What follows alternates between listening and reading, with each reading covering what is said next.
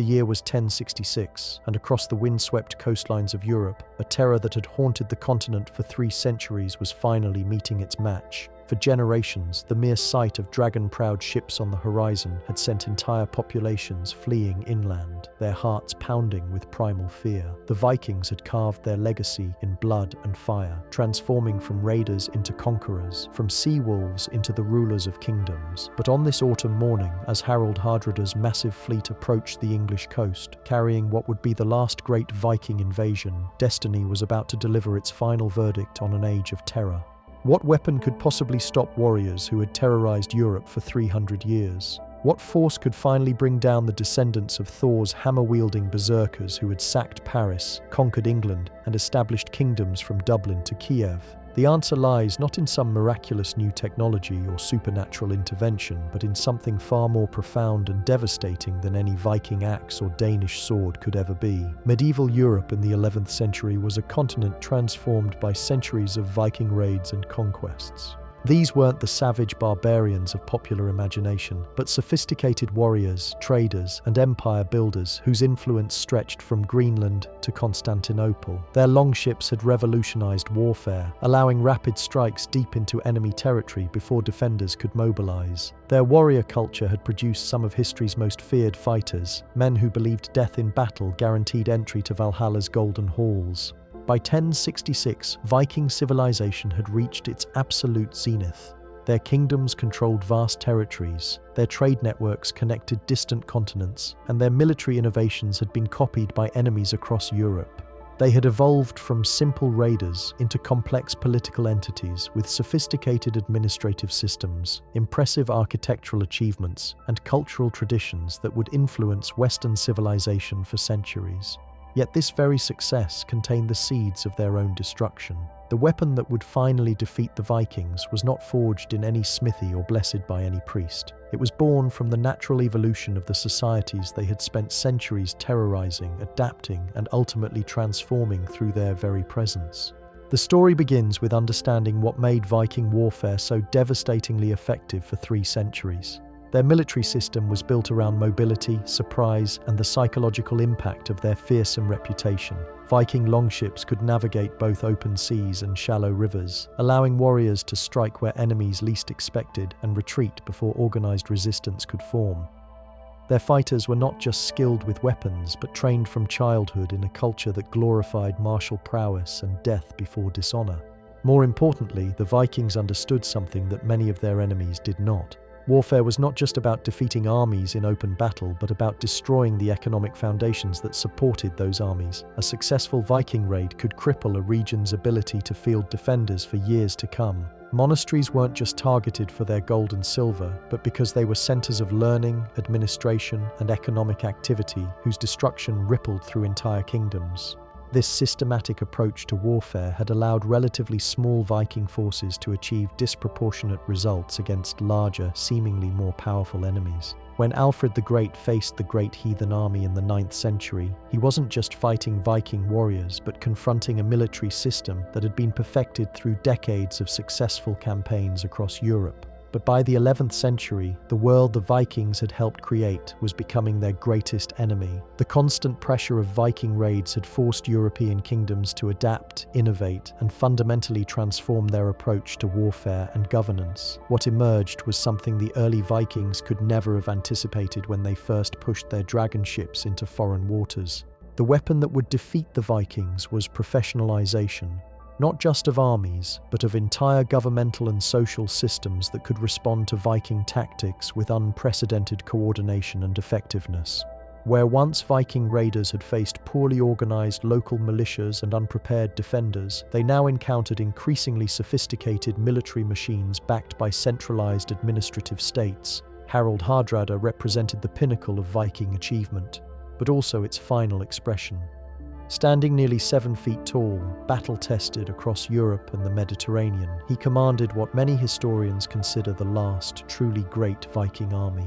His forces included veteran warriors who had fought in the Byzantine Varangian Guard, mercenaries from across Scandinavia, and allies from the Orkney Islands. This was not some desperate last stand, but a confident invasion led by a king who had every reason to believe his traditional methods would deliver yet another Viking triumph. The English forces that would face him at Stamford Bridge represented everything the Vikings had inadvertently created through centuries of pressure on European societies. Harold Godwinson's army was not a collection of local militias hastily assembled to meet an emergency, but a professional fighting force backed by sophisticated intelligence networks, standardized equipment, and tactical innovations developed specifically to counter Viking advantages. More significantly, the English had learned to think strategically in ways that matched and exceeded Viking capabilities. Where Vikings had once held the monopoly on rapid movement and surprise attacks, the English had developed systems for rapid mobilization that could match Viking speed while bringing superior numbers to bear. Their scouts provided advance warning that eliminated the element of surprise that had been crucial to Viking success for generations. The transformation was not limited to military matters. The administrative systems that supported medieval armies had evolved dramatically since the early Viking Age. Where once a successful raid could cripple a region's ability to organize defense, European kingdoms had developed redundant systems of governance that could function even under extreme pressure. Tax collection, communication networks, and supply systems had all been strengthened through centuries of responding to Viking threats. Perhaps most critically, the psychological weapon that had been central to Viking success was losing its power. The terror inspired by dragon ships and berserker warriors had been the Vikings' greatest advantage, often causing enemies to flee or surrender without fighting. But by 1066, European populations had lived with the Viking threat for so long that fear had been replaced by grim determination and tactical understanding. The Battle of Stamford Bridge on September 25, 1066, would demonstrate how completely the strategic situation had reversed. Harold Hardrada's forces, confident in their traditional advantages, would find themselves facing an enemy that had been specifically designed to neutralize everything that made Viking warfare effective. The professional soldiers of Harold Godwinson's army had trained extensively in anti-Viking tactics. Their equipment had been optimized for fighting Scandinavian warriors, and their command structure could coordinate complex maneuvers that would have been impossible for earlier English armies. What unfolded that autumn day was not just a military defeat, but the collision of an old world with a new one. The Vikings had spent 3 centuries forcing Europe to evolve, and that evolution had finally produced something capable of destroying its creators. The weapon that defeated the Vikings was nothing more or less than the civilization they had spent generations reshaping through their very existence. The irony was profound and absolute. In forcing European societies to adapt to their methods, the Vikings had created the very forces that would ultimately render their way of warfare obsolete.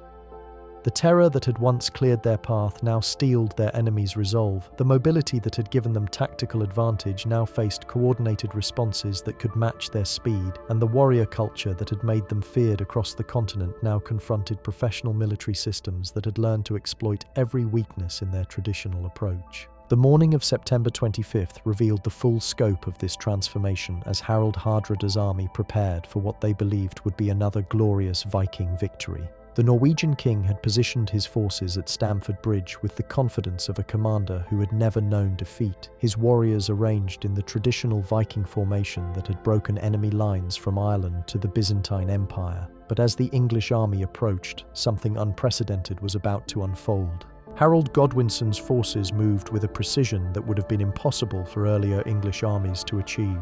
Their scouts had provided exact intelligence about Viking positions, their supply lines ensured every soldier was properly equipped, and their communication systems allowed for coordinated maneuvers across the entire battlefield. This was not the chaotic clash of medieval armies that Vikings had exploited for centuries, but something entirely new in European warfare.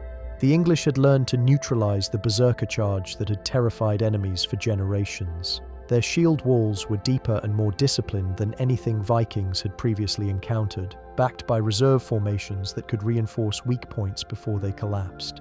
Where Viking axes had once shattered through poorly coordinated defenses, they now met interlocking shields held by professional soldiers who had trained specifically for this moment.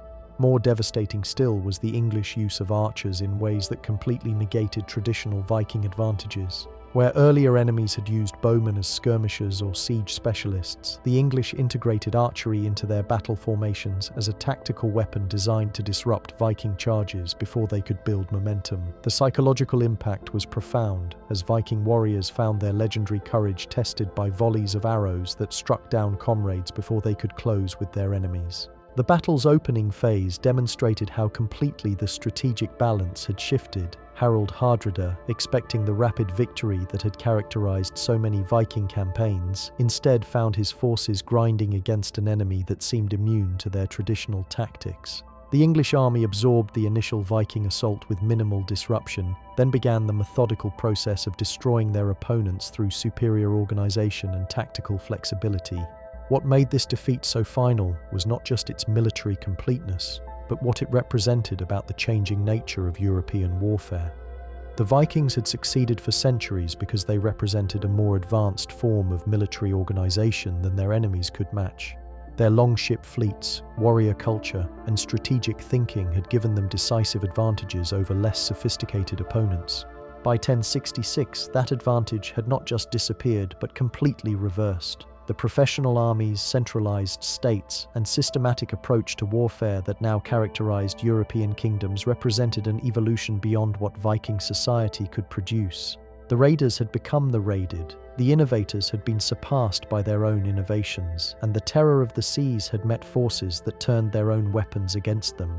The death of Harald Hardrada at Stamford Bridge marked more than the end of a king or even a battle. It symbolized the completion of a historical process that had been 3 centuries in the making. The Viking Age had ended not through conquest from outside, but through the success of the very societies it had created through constant pressure and adaptation. The English victory was so complete that it shattered the myth of Viking invincibility that's central to their success. War had been of Hardrada's defeat spread across Scandinavia like wildfire, reaching jarls and kings who had spent their lives planning raids and conquests. The message was unmistakable. The age of Viking expansion was over, and any attempt to revive it would meet the same fate as the last great invasion. Perhaps most significantly, the battle demonstrated that the weapon which defeated the Vikings could not be captured, copied, or countered by traditional means. It was not a superior sword or innovative ship design, but an entire system of governance, military organization, and social coordination that had evolved beyond what Viking society could match. The raiders who had once adapted faster than their enemies now found themselves facing opponents who had surpassed them in every aspect of organized warfare. The aftermath of Stamford Bridge revealed the true scope of this transformation. The survivors of Harald Hardrada's army, once the most feared warriors in Europe, required only 24 ships to carry them home from a campaign that had begun with over 300 vessels. This was not just military defeat, but the virtual annihilation of Viking military power as a force capable of threatening European kingdoms. The timing of this defeat made its impact even more devastating for Viking civilization.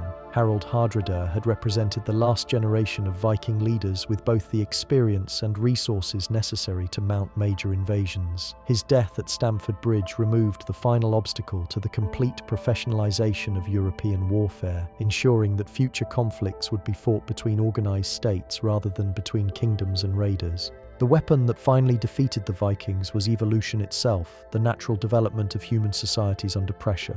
For 3 centuries, Viking raids had forced European kingdoms to adapt, innovate, and strengthen themselves in ways that would have been impossible without that constant threat. The result was the emergence of political and military systems sophisticated enough to not just resist Viking attacks, but to eliminate them as a strategic threat entirely. In their final moment of glory, the Vikings had created the very forces that would consign them to history, transforming from the agents of change into casualties of the world they had made.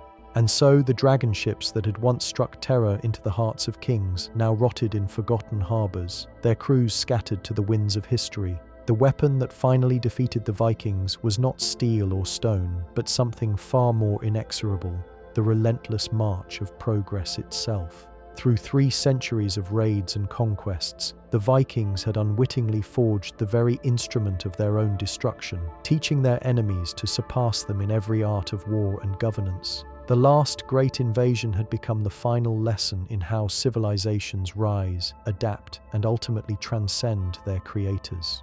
The age of the sea wolves was over, replaced by the world they had unknowingly built through their own legendary ferocity.